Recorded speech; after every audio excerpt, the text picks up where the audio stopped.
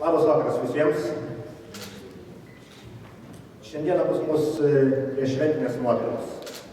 Užtat ir norėjusi tokią ekspoziciją turėti, kuri primintų daugiau šventės, būtų netradicinė, būtų išskirtinė. Ir tai progai ypatingai tinko projektas apie Japoniją, kur buvo planai yra šventėm pakilus ir pamačius ir patyrus tai. Ir yra Artūro Valiaugos projektas Japonijos dienos meniu. Su Artūru Valiauga amerikiečiai turėjo progos susitikti menamų istorijų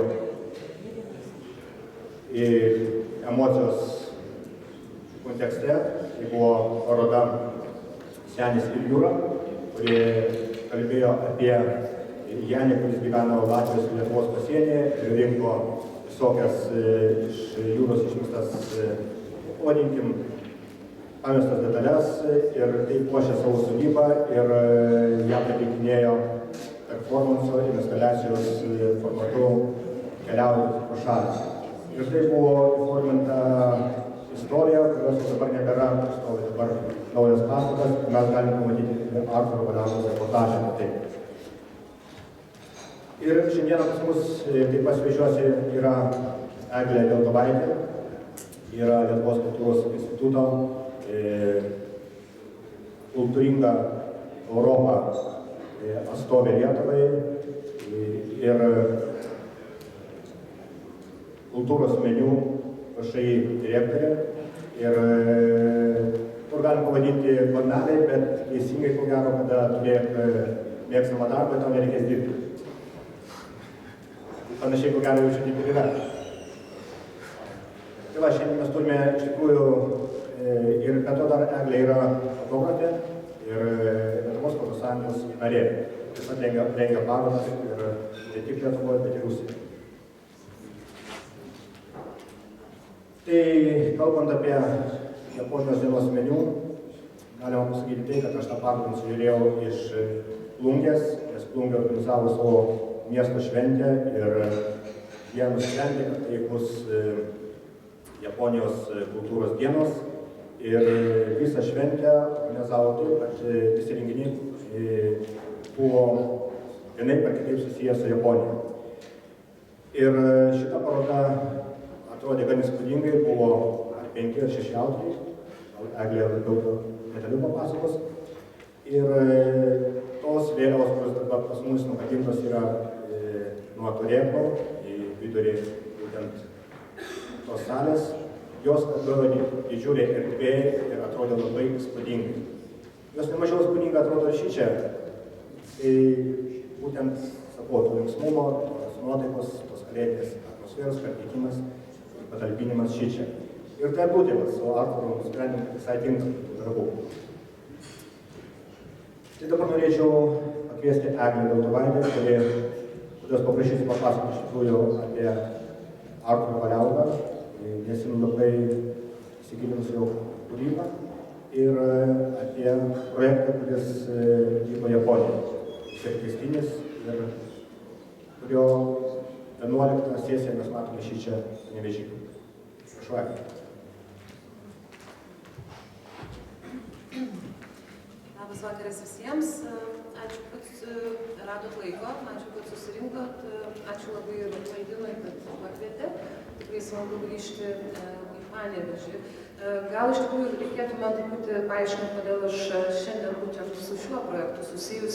Tai truputį leisiu pakoreguoti Albiną, aš pati nefotografuoju. Ir kaip ką tik kalbėjom su žurnaliste, nefotografuoju dėl to, kad dirbu su tais, kurie daro tai daug geriau už mane. Bet kadangi man truputį sekasi su skaičiais, planavimu, vadyba arba, sakykime, kažkokių kūrybinių idėjų generavimu, tai tiesiog man šiuo atveju pasisekė, kad Artūras kaip ir pakvietė prisidėti prie šito projekto įgyvendinimo ir kartu jų kažkaip įveikti. O priešistorė tokia, kad Japonijoje yra tokia organizacija Youth Japan Fest, kuri būtent puoselėja ryšius tarp Japonijos ir Europos Sąjungos. Ir kiekvienais metais dėl visų kitų didelių projektų jie kviečia po kelis menininkus iš Europos praleisti mėnesį Japonijoje. Kiekvienais metais tai yra skirtinga prefektūra, kaip mūsų rajonas, kaip visos prefektūros. ir kad jie tiesiog kurtų savo projektus taip, kaip jie mato Japoniją. Tai projektas, kas ir vadinasi Japonija Europos akimis. Ir būtent 2009 metais, kada Vilnius buvo Europos kultūros sostinė, ir tam tikras ryšys, kuratorė viso projekto Mikiko Fukuda pasirinko vieną lietuvių autorių, Artūrą, ir Austrą, ir Vokietį. Tai jie visi trys skirtingų metų keliavo po Niagaros prefektūrą ir fotografavo. Pats šis regionas Japonijos įdomus tuo, kad tai yra kalnų regionas, ten yra švariausias vanduo, o dėl to, kad švariausias vanduo, ten yra geriausia ryžiai ir geriausia sakė. Taip, kad irgi dalis portretų, kuriuos matot, irgi yra susijęs su sakės fabrikais, su jų vadovais ir net sauginiais. Šitas projektas iš tikrųjų gal pilnoja, tai turėtų būti kartu dar su dviem autoriais, ką galėjo galbūt kai kurie pamatyti 2009 metais Šiuolaikinio meno centre, ir jis taip pat buvo pristatytas Austrijoje ir Japonijoje. Tikriausiai sunkiausia įgyvendinti užduotį tai pristatyti Artūrą. Taip, mes dirbam kartu 10 metų, dėl to tikriausiai ir sunku, nes atrodo, kad tarsi viską žinai, bet kažkuria prasme jau ir sunku išskirti. Galbūt iš kūrybinių aspektų verta paminėti, kad Artūrui svarbu yra socialinio identiteto tema, laikas, ir kitose jo serijose galite tą labai puikiai matyti. Na ir iš tikriausiai parodos jo yra keliausios tikrai beveik visas Europos šalis, tai ir Japonija, ir iš paskutinių tikriausiai pasidžiaugimų galima paminėti, kad prieš metus Artūras buvo apdovanotas Balio Buračo vardo premija.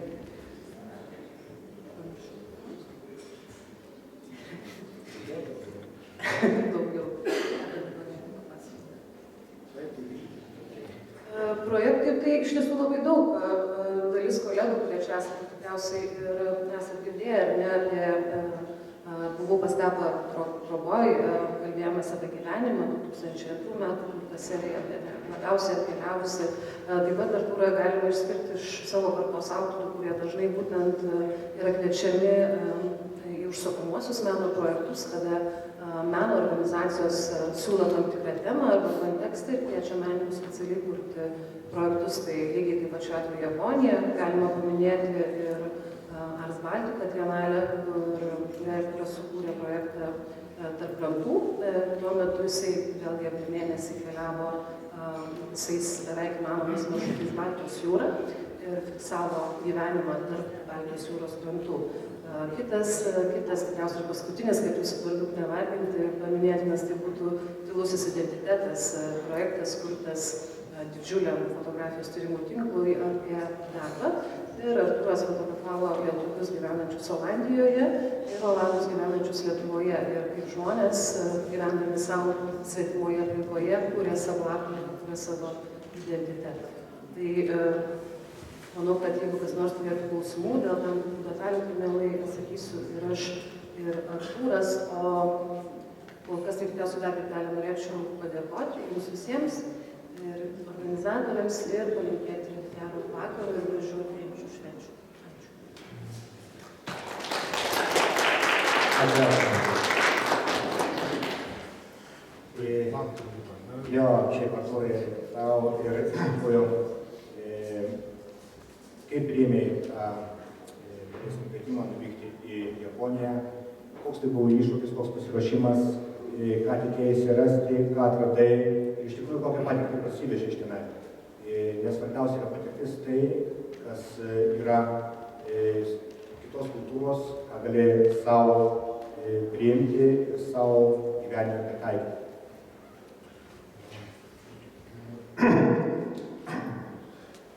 Labas vakaras ir ačiū, kad susirinkot ir klausot taip įdėmiai. Iš tikrųjų, tai tam trumpai galite pasiskaityti toks tekstas, tai ilgiausias tekstas, turbūt kokį aš esu parašęs apskritai apie savo parodą. Ir kaip ten ir įvardinau, kad Japonija pasivaideno tarsi sapnas arba mitas. Ir kai atsiduri reiškias kultūroje, kurios nepažįsti, tai neišvengiamai tampi, tarsi žiūri tai tarsi į vaidinimą arba spektaklį. Tose nuotraukose tas pastatymas arba tam tikras toks steidžo scenos buvimas vaizdais yra toks, tai tam reikėjo, aišku, ruoštis ir tas mitas arba tas sapnas, tiesiog kaip Dievo dovana tokia, tą priimi kažkaip labai natūraliai. Ir aišku, buvimas Japonijoje jis nebepaleidžia. Buvau dar kelis kartus ir tai keičia mano tam tikrą kūrybinę estetiką. Dabar važinėdamas po Panemunės miestelius, vykdydamas tam naują tokį darbą projektą, aš negaliu atsiriboti nuo peizažo. Peizažas tai, kad pradedu fotografuoti ne horizontaliai, bet vertikaliai. Nežinau, aš išvelgiu Veličkės tam tikrą Japonijos įtaką, kuomet tiesiog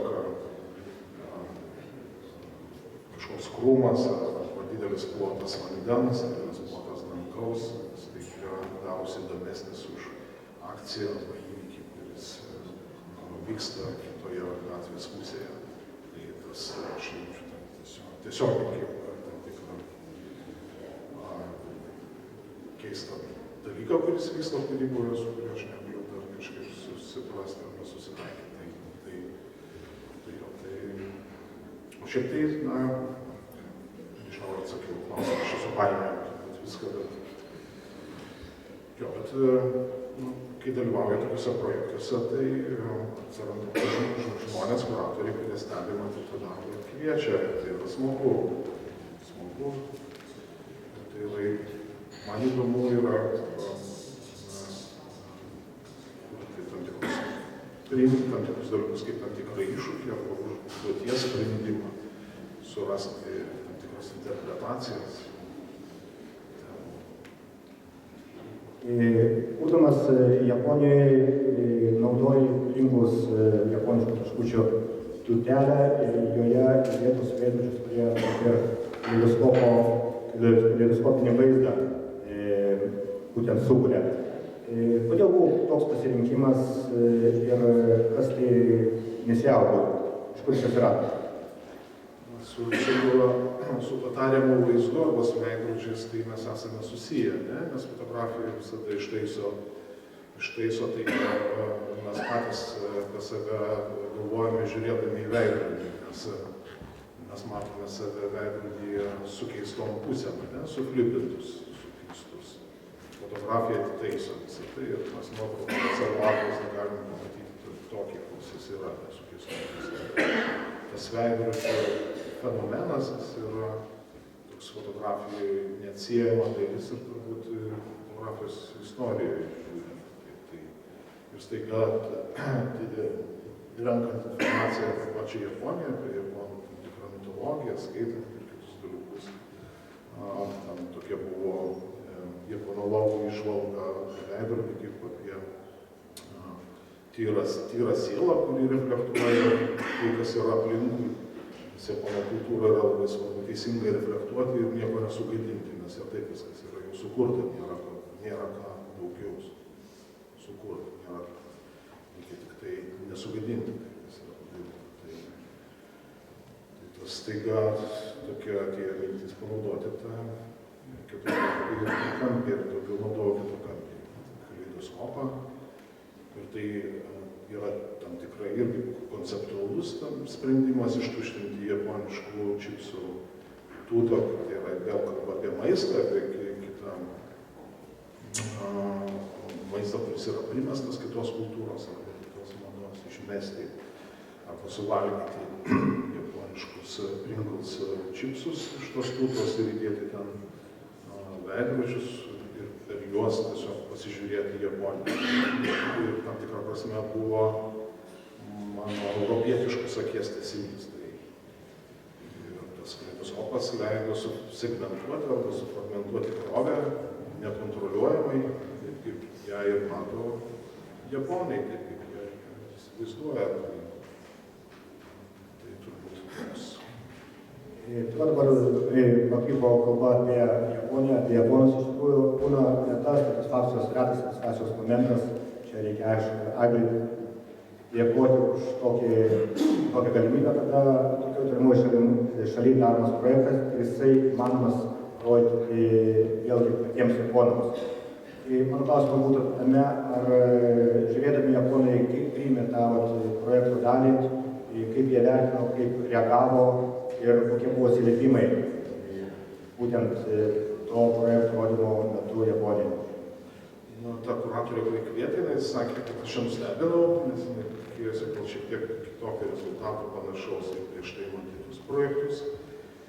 Bet sprendžiant iš to, kad jie kvietė dar kelis kartus mane ten vienaip ar kitaip atsidurti Japonijoje ir sudalyvauti, tai aš manau, kad jie kažkaip susidraugavo, vertina tos darbus ir sakė, kad turbūt vienas iš tų autorių, kuris nuoširdžiausiai.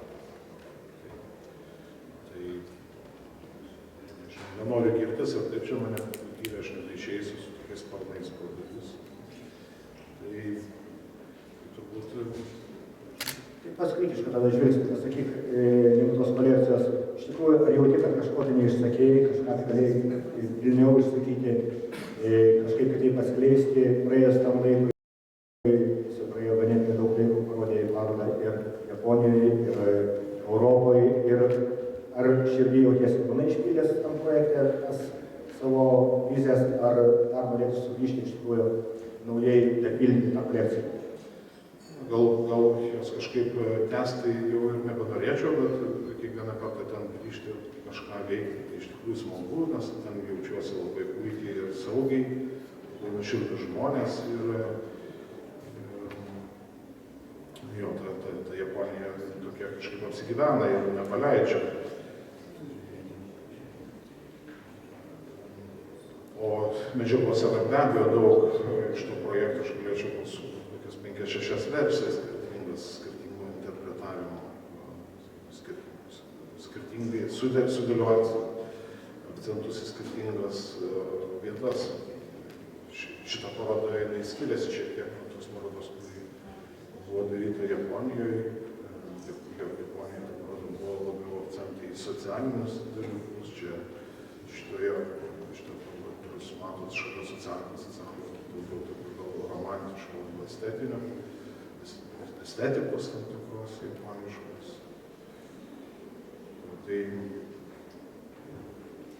Tai tada apie planus iš tikrųjų. O dėl Japonijos, tai iš tikrųjų, ką aš norėčiau pagaliau į Japoniją nuvažiuoti kaip turistas, neklampuoti per ryžių laukus, nešnekėti lietuviškai su Japonija pabūtę vidury laukų, o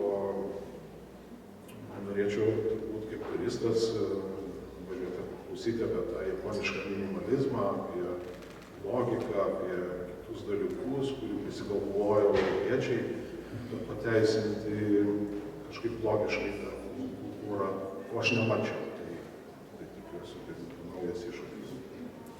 Aš manau, kad mes panevėžiečiai ne paskutinį kartą su Arturu susitinkam, tai ko mes aplamai tavo kūrybą dabar galim tikėtis, ties kuo dirbti, trumpai. Tai vėl su kultūros meniu ir naujas projektas yra bus turbūt Leipcigo knygų mugėje pristatytas ir yra susijęs su, tai yra tam tikra prasme šiek tiek tęsinys Ilgesio žemė, buvo kalba apie tokią donelaitišką perspektyvą į mažąją Lietuvą. Dabar kitas rašytojas ar poetas yra Dombrovskis, kuris naudoja arba rėmėsi donelaičiu. Jis, aišku, jau yra rašytojas artimesnis, prieš 100 metų tą darė, tai jis praėjęs Antro pasaulinio karo negandas ir jo likimas yra labai įdomus, tai jo perspektyva bus kalbama vėl apie tas dvi pusės Nemuno, šiandien.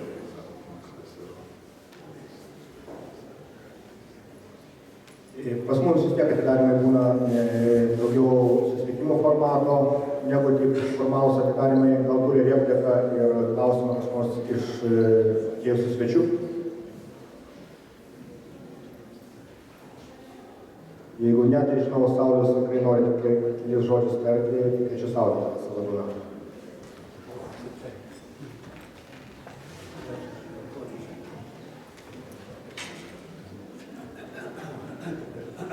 Kaip Montvilo pavadinti. Japoniškai nemoku, pabandysiu lietuviškai. Noriu pasveikinti autorių ir autoriaus palydą su paroda. Čia sveikinu nuo Šiaurės Lietuvos menininkų asociacijos.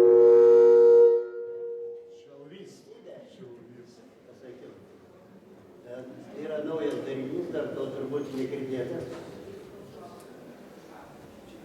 Ir taip pat negalėjo dalyvauti ir prašė manęs kaip tik pasveikinti, bei Panevėžio fotografijos galerijos vadovas Sigitas Laurinavičius. Ir paprašė įteikti jums naujai išleistus katalogus, kurių mes iš panevėžiečių neturim ir nematėm. Mums bus įteiktas tik tais gruodžio 28 dieną per atidarymą parodos, o jums šiandien įteikti šiandien, su kuo ir sveikinu ir ačiū, dėkoju parodą.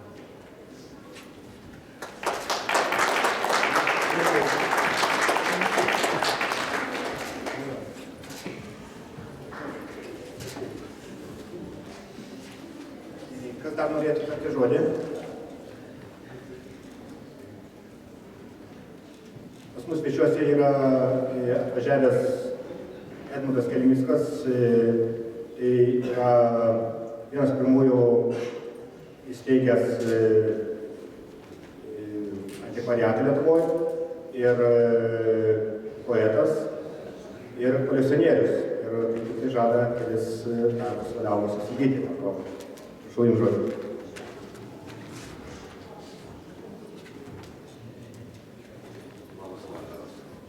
Dėkingas esu Albinui ir nuo jo turbūt derėtų pradėti. Aš dar anksčiau yra keletą labai artimų, gilių ir gerų draugų čia Panevėžyje, bet suvedžiojo prie Albinos. Jam tai labai lengvai gaunasi, nes turi puikų skonį, žino, ką daro ir jeigu daro nuosekliai, kokybiškai, labai elegantiškai.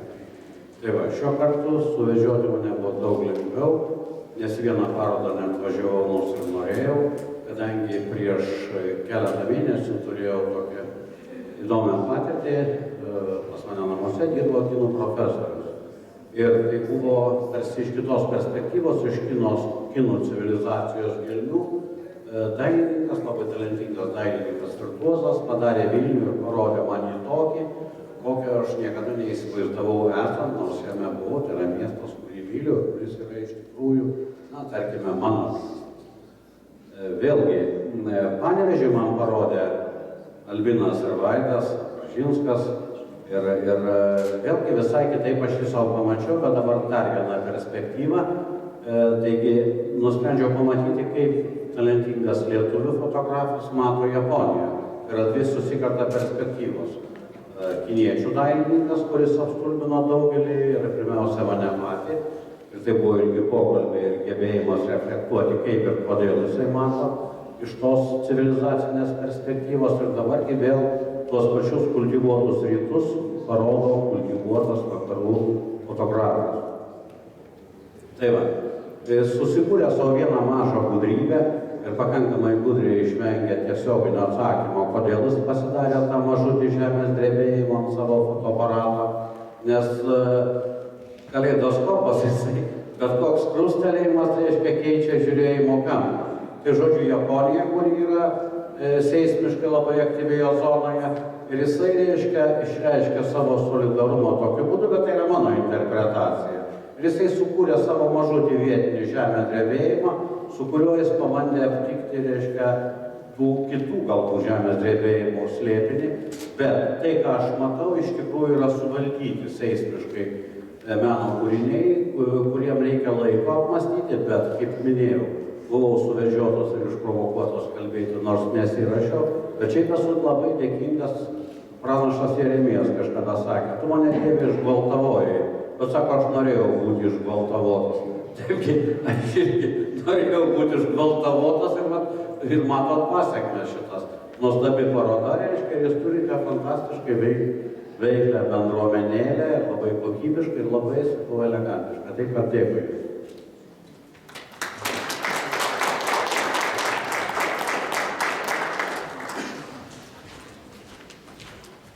Kas nori dar tokį žodį? Jeigu nėra norinčių, aš norėčiau nuoširdžiai padėkoti tiek Arturui, Eglei, už tai, kad atrado laiko atvažiuoti ir pasidalinti savo kūrybą, pasidalinti savo patirtim. Ir viliuosi, kad tai ne paskutinis mūsų susitikimas, kad tai pradžia, kūrybingo galbūt dartelimo, per protus kažkurios. Ir prisiminimui po plakatą ir po literatūros, kur nepatogu vieną duoti, tai duodu tiesiog maišelėje, kur atrasti seną tokią mūsų kultūrinį leidinį ir mano vykdomo projekto katalogus ir mus. Ačiū.